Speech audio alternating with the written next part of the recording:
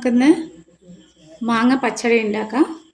അപ്പോൾ പഴുക്കാത്ത മാങ്ങ തൊലി കളഞ്ഞെടുത്തത് അതിങ്ങനെ മിക്സിയിൽ ഒന്ന് ക്രഷ് ചെയ്തെടുക്കുന്നുണ്ട്.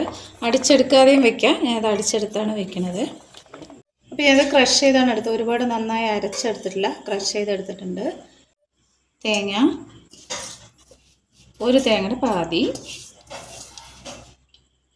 തേങ്ങ, അതിലേക്കൊരു 3 പച്ചമുളക്, കുറച്ച് ജീരകം, ഇതൊന്ന് ക്രഷ് ചെയ്തെടുക്കുക. കുറച്ച് കടുക് ഇട്ടിട്ടുണ്ട്. കടുക് ഇട്ടിട്ട് ഒരുപാട് നേരം അരയരുത്, കയ്പ്പാകും.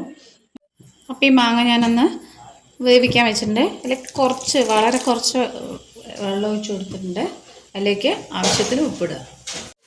ആവശ്യത്തിന് ഉപ്പിട്ടിട്ടുണ്ട്. നന്നായി ഒന്ന് ഇളക്കുക. അപ്പോൾ നമ്മുടെ മാങ്ങ വെന്തിട്ടുണ്ട്. ഇതിലേക്ക് നമ്മൾ അരച്ച് വെച്ച അരപ്പ് ചേർത്തിട്ടുണ്ട്.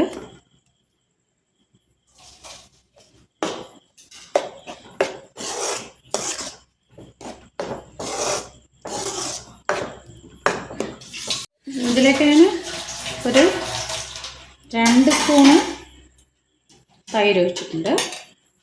ഇനി ഇതൊന്ന് നന്നായി ഇളക്കിയെടുക്കുക.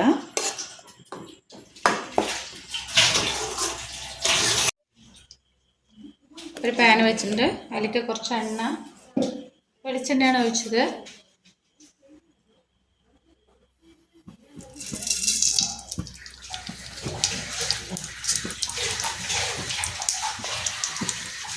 കടുക് ഇട്ടിട്ടുണ്ട്. ഒരു 2-3 വറ്റൽമുളക്, കറിവേപ്പില,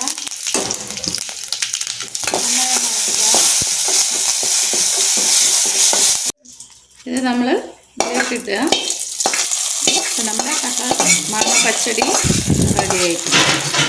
അപ്പോൾ മാങ്ങ പച്ചടി റെഡി ആയിട്ടുണ്ട്. എല്ലാവരും ട്രൈ ചെയ്യുക, ലൈക്ക് ചെയ്യുക, ഷെയർ ചെയ്യുക. Okay, thank you.